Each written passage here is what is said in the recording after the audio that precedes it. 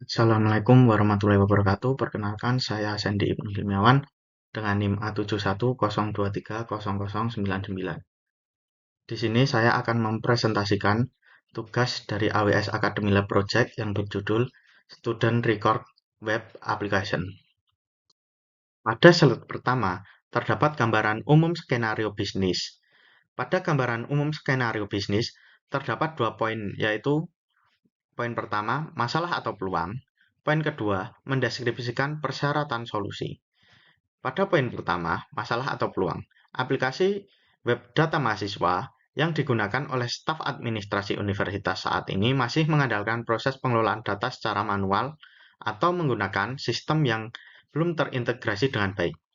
Kondisi tersebut menyebabkan proses pencatatan, pembaruan, dan pencarian data mahasiswa menjadi kurang efisien, rentan terhadap kesalahan, serta sulit untuk diakses secara bersamaan oleh banyak pengguna.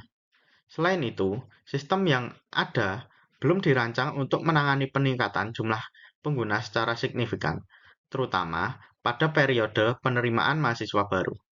Situasi ini membuka peluang untuk merancang dan mengimplementasikan web data mahasiswa berbasis cloud yang lebih modern, andal, dan fleksibel, sehingga mampu meningkatkan efisiensi kerja staf administrasi serta memberikan pengalaman pengguna yang lebih baik dan konsisten.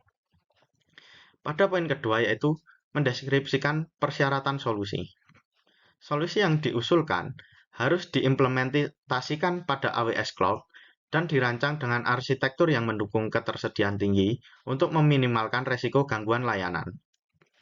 Aplikasi web harus mampu diskalakan secara otomatis sesuai dengan perubahan beban kerja, sehingga tetap dapat melayani pengguna dengan baik saat terjadi lonjakan trafik. Selain itu, solusi harus menggunakan mekanisme load balancing untuk mendistribusikan lalu lintas pengguna secara merata ke beberapa server aplikasi. Aspek keamanan juga menjadi perhatian utama, di mana basis data harus ditempatkan pada jaringan privat dan hanya dapat diakses oleh server aplikasi yang berwenang.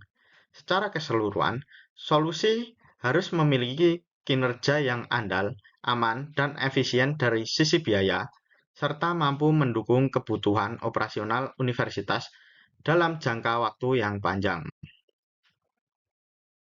Selanjutnya, gambaran umum solusi. Pada gambaran umum solusi, dapat 3 poin. Poin pertama yaitu deskripsi. Poin kedua yaitu pertimbangan desain, dan poin ketiga yaitu menjelaskan kasus pengguna. Pada poin pertama yaitu poin deskripsi, solusi yang diusulkan adalah aplikasi web data mahasiswa yang diimplementasikan pada AWS Cloud dengan arsitektur yang dirancang untuk memenuhi kebutuhan ketersediaan tinggi, skalabilitas, dan keamanan. Aplikasi web ini memungkinkan pengelolaan data mahasiswa secara terpusat dan dapat diakses melalui internet. Infrastruktur cloud dimanfaatkan untuk memastikan aplikasi tetap dapat beroperasi dengan baik meskipun terjadi peningkatan jumlah pengguna secara signifikan. Dengan menggunakan layanan AWS yang terkelola, solusi ini diharapkan mampu memberikan kinerja yang stabil, mengurangi risiko gangguan layanan, serta mempermudah pengelolaan dan pemeliharaan sistem. Yang selanjutnya pada poin kedua yaitu pertimbangan desain. Yang pertama, arsitektur AWS Cloud untuk mendukung skalabilitas dan ketersediaan tinggi. Yang kedua, load balancer dan auto-scaling untuk mengelola trafik secara otomatis. Yang ketiga, pemisahan server aplikasi dan basis data untuk meningkatkan keamanan. Yang keempat, yaitu basis data di subnet privat dengan kredensial dikelola oleh secret manager. Selanjutnya pada poin ketiga, yaitu menjelaskan kasus pengguna. Poin pertama, pengguna mengakses dan mengelola data mahasiswa melalui aplikasi web. Yang kedua, aplikasi melayani banyak pengguna secara bersamaan saat periode penerimaan. Yang ketiga, sistem menyesuaikan kapasitas dan menjaga keamanan data secara otomatis. Dan selanjutnya ada diagram arsitektur solusi. Diagram tersebut menggambarkan arsitektur aplikasi web yang dirancang dengan konsep ketersediaan tinggi atau high availability, skalabilitas, keamanan dan load balancing menggunakan layanan Amazon Web Service atau AWS. Yang pertama ada klien atau pengguna. Klien dalam proyek ini mempresentasikan pengguna yang mengakses aplikasi web melalui perangkat seperti laptop atau komputer untuk menggunakan browser. Seluruh permintaan pengguna dikirim melalui jaringan internet menuju infrastruktur AWS. Selanjutnya ada Internet Gateway yang berfungsi sebagai penghubung antar jaringan, internet, public, dan virtual private cloud atau VPC. Komponen ini memungkinkan aplikasi web yang berada di dalam VPC dapat diakses oleh pengguna dari luar AWS.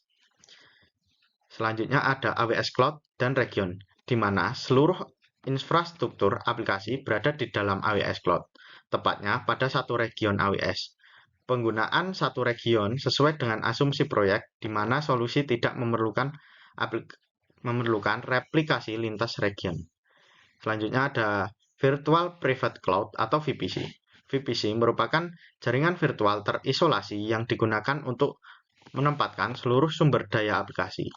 VPC ini dibagi menjadi beberapa subnet dan dikonfigurasi untuk mendukung keamanan, ketersediaan tinggi, serta skalabilitas. Selanjutnya ada aplikasi Load Balancer atau ALB yang menerima seluruh permintaan dari pengguna dan mendistribusikan lalu lintas tersebut secara merata ke beberapa server aplikasi. ALB juga melakukan health check untuk memastikan hanya server yang sehat yang menerima permintaan pengguna. Selanjutnya ada Public Subnet. Public Subnet terdiri dari Public Subnet A dan Public Subnet B, di mana kedua Public Subnet berada di dua availability zone yang berbeda. Di dalam public subnet ini terdapat Amazon EC2 yang berfungsi sebagai server aplikasi web. Penempatan EC2 di public subnet memungkinkan server menerima lalu lintas dari load balancer. Selanjutnya ada Amazon EC2 dan autoscaling. Amazon EC2 dalam proyek ini digunakan untuk menjalankan aplikasi web. EC2 dikelola oleh autoscaling group yang memungkinkan jumlah server bertambah atau berkurang secara otomatis berdasarkan beban kerja. Dengan adanya autoscaling dan penyebaran server di dua availability zone, aplikasi dapat tersedia meskipun salah satu server atau zona mengalami gangguan. Selanjutnya ada private subnet, di mana private subnet A dan private subnet B digunakan untuk menempatkan komponen basis data Subnet ini tidak memiliki akses langsung ke jaringan internet, sehingga dapat meningkatkan keamanan data. Selanjutnya ada Amazon RDS atau Amazon Relation Database Service. Amazon RDS digunakan sebagai basis data relasional untuk menyimpan data aplikasi seperti data mahasiswa.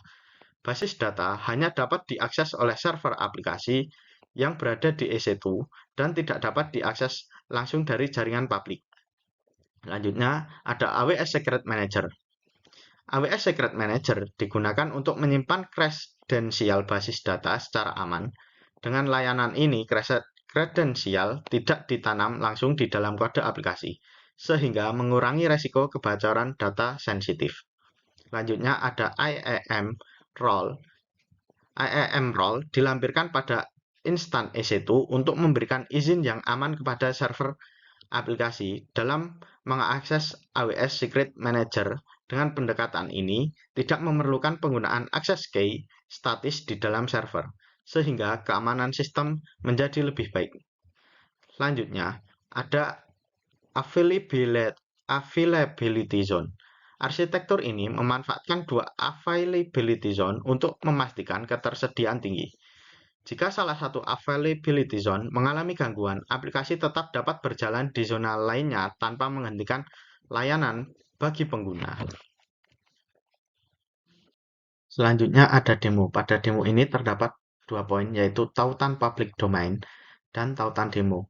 Untuk tautan public domain sudah saya lampirkan, dan untuk tautan demo akan saya praktekkan setelah ini. Ini saya akan mendemokan AWS Academy Lab Project, yaitu membuat aplikasi web dengan ketersediaan tinggi dan dapat diskalakan. Pada halaman ini merupakan petunjuk lab yang berisi perintah-perintah untuk menjalankan aplikasi. Selanjutnya kita ke konsol beranda. Pada konsol beranda ini terdapat beberapa item yang sudah pernah di-deploy seperti EC2, Secret Manager, Cloud 9, Aurora, dan NRDS, VPC, dan IAM. Lanjutnya kita ke EC2. Di sini kita membuat 5 instan. Selanjutnya kita akan ke RDS.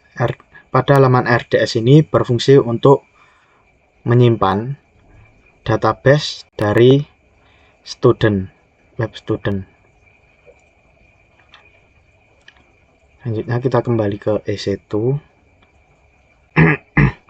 dan kita ke penyeimbang beban untuk membuka halaman web dengan nama DNS berikut.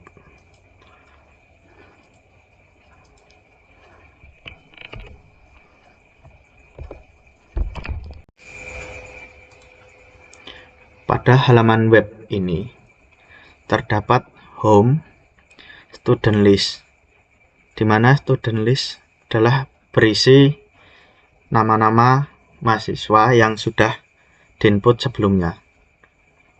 Untuk menambahkan nama mahasiswa, kita tinggal mengklik Add New Student, mengisi nama, mengisi alamat, mengisi kota, dan mengisi negara. Selain ada nama, kota, negara, terdapat juga email dan nomor telepon. Agar dapat tampil pada halaman awal, kita harus mengklik submit. Setelah kita submit, nama yang sudah kita input akan muncul pada halaman ini. Untuk menghapus nama ini, kita edit. Lanjutnya kita klik delete this student. Dan kita klik lagi delete this student. Setelah menunggu, maka nama yang ingin kita hilangkan menjadi tidak ada pada list nama yang ada di halaman ini. Mungkin cukup sekian dari demo aplikasi web yang dapat saya sampaikan. Dan pada slide selanjutnya yaitu pelajaran yang telah dipelajari. Tantangan yang dihadapi selama pengerjaan proyek, saya mengalami beberapa tantangan, khususnya dalam mengkonfigurasi koneksi antara aplikasi web yang berjalan pada Amazon EC2 dengan basis data Amazon RDS. Pada awalnya, aplikasi tidak dapat terhubung ke basis data karena pengaturan subnet dan security group yang belum sesuai. Untuk mengatasi hal tersebut, saya mempelajari kembali petunjuk lab AWS Academy serta menggunakan referensi dari lab lain yang berkaitan dengan konfigurasi VPC dan RDS. Setelah melakukan penyesuaian pada pengaturan jaringan dan izin akses, aplikasi berhasil terhubung dan berjalan dengan baik.